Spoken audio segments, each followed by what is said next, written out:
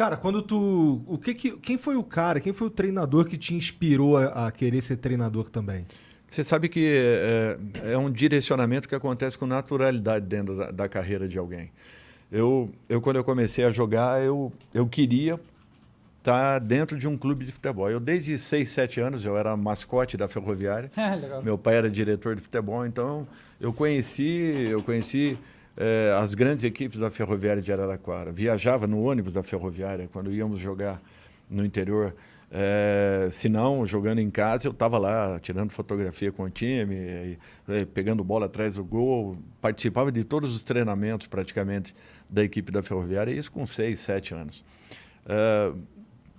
Queria ser jogador, meu tio era meu exemplo, né? Dudu foi um jogador do Palmeiras durante anos e anos, né? Exemplo para mim, não só como atleta, mas como ser humano, e aquilo era uma vontade que eu tinha. Quando eu percebi que eu poderia dar um passo, né? Porque é muito difícil esse momento. Você, às vezes, tem 4, 5 anos na base de um clube e você não sabe se você vai conseguir aquela transição. Se você caso você consiga passar o profissional da equipe, você não sabe se você vai se manter como um pequeno jogador, um médio jogador, um jogador top. Você não tem como mensurar tudo isso. É natural que a tua preparação, a forma como você enfrente a sua profissão, encare tudo isso, é que, de repente, direcione a tua carreira. Mas é uma inconstância muito grande e uma incerteza ainda maior.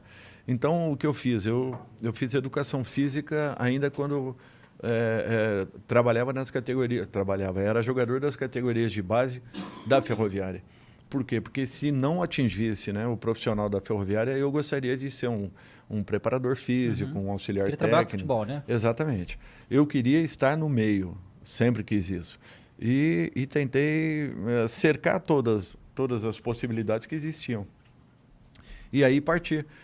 Me formei e fui vendido. No primeiro ano que eu fui vendido para o Guarani, da Ferroviária, isso de 8-3 para 8-4. Eu estreiei em 82, em agosto, logo depois da Copa do Mundo.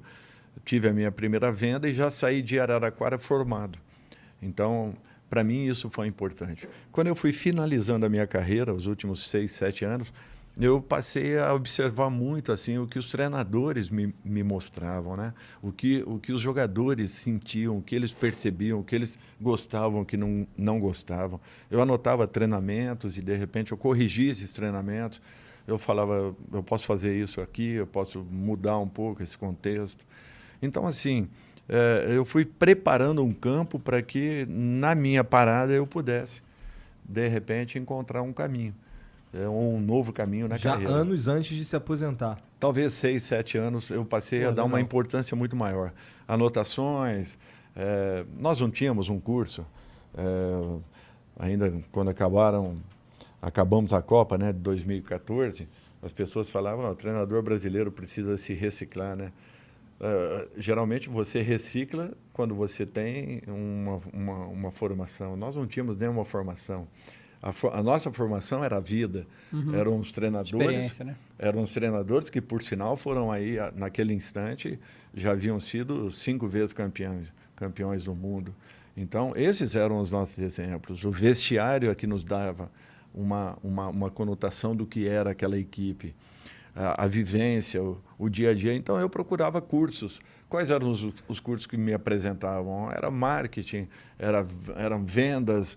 Eu tentava me aproveitar de todos os detalhes possíveis para poder implantar naquilo que eu imaginava para a minha equipe.